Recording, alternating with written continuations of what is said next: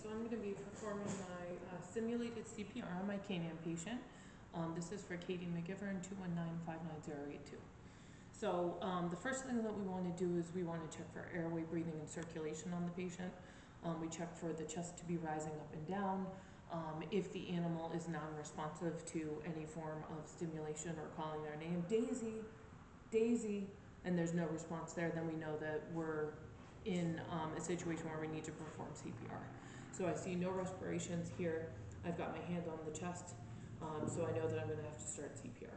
So for different breeds of animals, there's different places that you need to place your hands while you're performing the CPR on the pet. For a deeper chested animal, you actually want to be where the rib cage is right above. So the bigger the animal is, you go where the midline is of the rib cage, and that's where you're going to perform the chest compressions.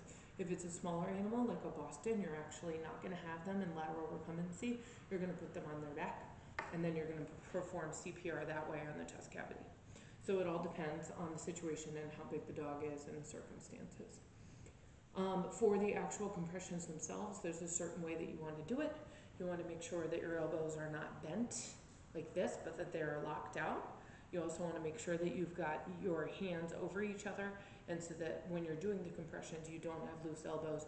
They're straight, and your shoulders are going to need to be over the animal as you're doing the CPR. You want to make sure that you don't lean on the animal, because you want the chest cavity to fill with air every single time, or re-expand after you've done the chest compressions. So your rate is going to be 100 to 120 compressions per minute. And then what you're going to want to do is, within the depth of the chest cavity, you want to go either a third to a half of the way down the chest cavity when you're performing chest compressions. So you're going to lock your elbows out, you're going to come above the animal, and make sure that you are not leaning on the animal.